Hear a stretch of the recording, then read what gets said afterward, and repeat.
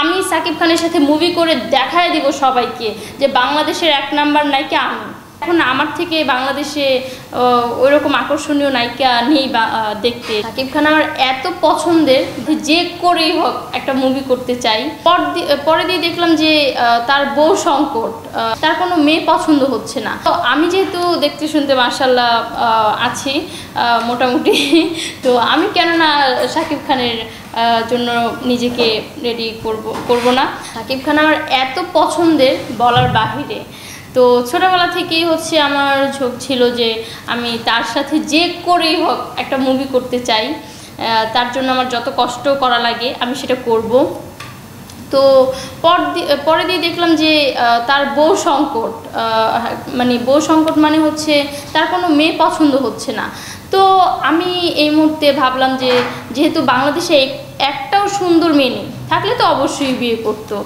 তো আমি যেহেতু দেখতে শুনতে মাশাআল্লাহ আছি মোটামুটি, তো আমি কেন না সাকিব খানের জন্য নিজেকে রেডি করব না। তো তাই আমি সবাইকে বলেছিলাম, তারপর সবাই এটাকে অ্যাকসেপ্টও করে নিয়েছে, কারণ সবাই আমাকে খুব পছন্দ করেছে।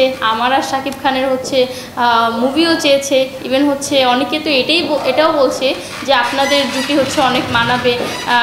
আমি সাকিব হিরোকে বলবো যে আপুকে নিয়ে যাতে একটা মুভি বানায়। তো এই যে ব্যাপারগুলো না, এই ব্যাপারগুলো থেকে হচ্ছে একটা ঝোঁক চলে আসছে, যার কারণে হচ্ছে আমার এই কথাগুলো বলা।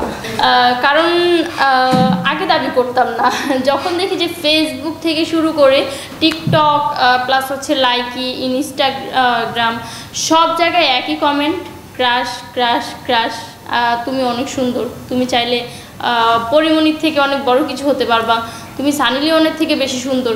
মানে এই যে কমেন্টগুলো আছে না, তখন আমি ভাবি যে কী রে ভাই, ওদের সাথে আমাকে কম্পেয়ার করছে, তার মানে তো আমি আসলেই অনেক সুন্দর।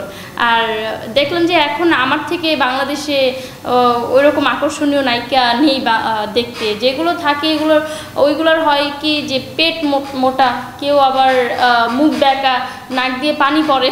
তো এই যে ব্যাপারগুলো, এগুলো আমি খেয়াল করেছি। নিজেকে ঠিকঠাক মতো প্রেজেন্ট করতে পারে না, এরা আবার করবে মুভি। এই জেদ থেকে বলেছি যে আমি সাকিব খানের সাথে মুভি করে দেখায় দিব সবাইকে যে বাংলাদেশের এক নাম্বার নায়িকা আমি। কারণ মানুষ আমার সাথে শুধু বসে এক কাপ কফি খাবে, তার জন্য নাকি আমাকে 1 লক্ষ টাকা পে করবে। মানে এটা কোনো কথা? জাস্ট হচ্ছে তার সাথে ট্যুরে যাব, সে আমাকে 2 থেকে 3 লাখ টাকা পে করবে। ও মাই গড, এগুলো শুনলে কার না মাথা খারাপ হয়ে যায়। বাট আমি এগুলো থেকে হচ্ছে দূরে থাকি, এগুলোকে ইগনোর করি। বাট আমি কতটা সুন্দর হলে মানুষ আমাকে পাওয়ার জন্য লাখ লাখ টাকা অফার করে। তো সেই থেকে ভেবে নিয়েছি যে আসলেই আমি সুন্দর।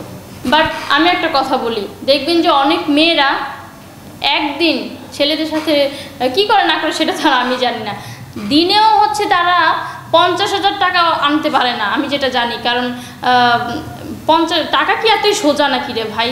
কারণ মানুষ কখন হচ্ছে লাখ লাখ টাকা ঢালে, যখন দেখে যে এই মেয়েটাকে আমার পাইতেই হবে, এই মেয়েটার মতো আমি আর দ্বিতীয় মেয়ে পাবো না, তখন মানুষ লাখ লাখ টাকার অফার করে।